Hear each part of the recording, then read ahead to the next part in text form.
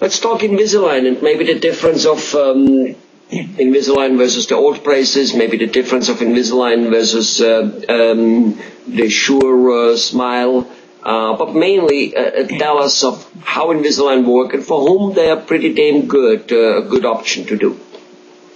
As I've said before, I was one of the first 25 trained in the country, and I knew the people actually that had even invented it. It really is more or less a way of positioning teeth incrementally from where you start to where you're going to end up. And for each step of the way, you make a clear aligner that fits over, so you change things step by step. With braces, there's usually not that kind of step-by-step thing, and especially with Sure Smile, we don't need to have steps. We can go directly from point A to point B because of how exacting the robotic wires are. Invisalign works really well for those cases that have a lot of times minor corrections. There are a few of my cases that I did that turned out phenomenal that were really difficult, and there's some that didn't seem to be very difficult, that were very difficult to finish.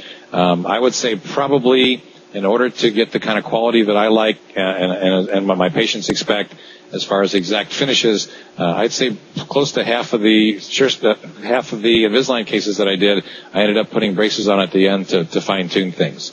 I know the Invisalign people don't like to hear me say stuff like that, but there is a place for it. It is definitely not a cure-all, and in many instances, it doesn't quite give the kind of exactness that you can with fixed appliances. I see. And when you have younger teenagers who are maybe a little bit on the hollow sloppy side, like I am still at my advanced age, then there's the additional chance that they take it out for lunch, dinner, breakfast, which they should, right? It's a good thing that you can take them out, brush your teeth normally, and put them back in.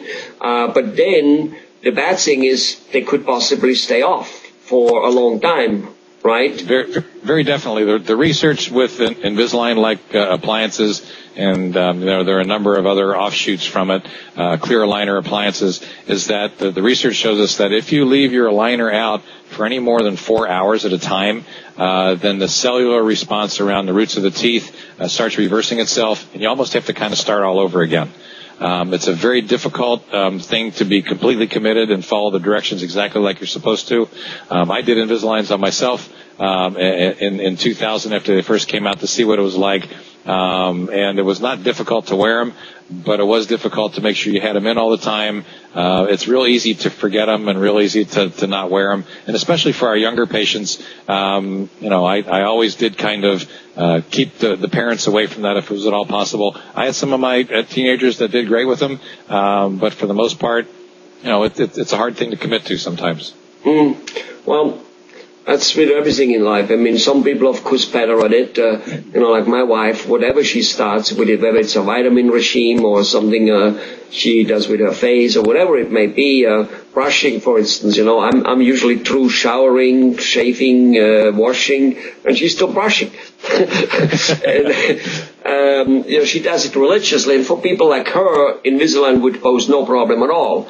For people like me, I can say, not today, I forgot them in the office, I forgot them at home, and doing so, you basically have a huge camouflaged hole. You're making no advancement. I can see that. Absolutely. I can see that. In the end, like with economics or whatever, we sometimes don't like the treatment, but liking a treatment and needing it to then have years and years of good life are sometimes two different things. Yeah, absolutely. The things we do with orthodontics, by definitely improving function, one of the biggest things is that we improve a person's self-esteem tremendously. That's one of the first things that I found even when I was in ortho school. I'd have people come in that were very afraid of their smiles, and they'd talk to you with their hands over their mouth, were afraid to smile. And I can't tell you how many of my patients, when we're all done, you can't stop them from smiling.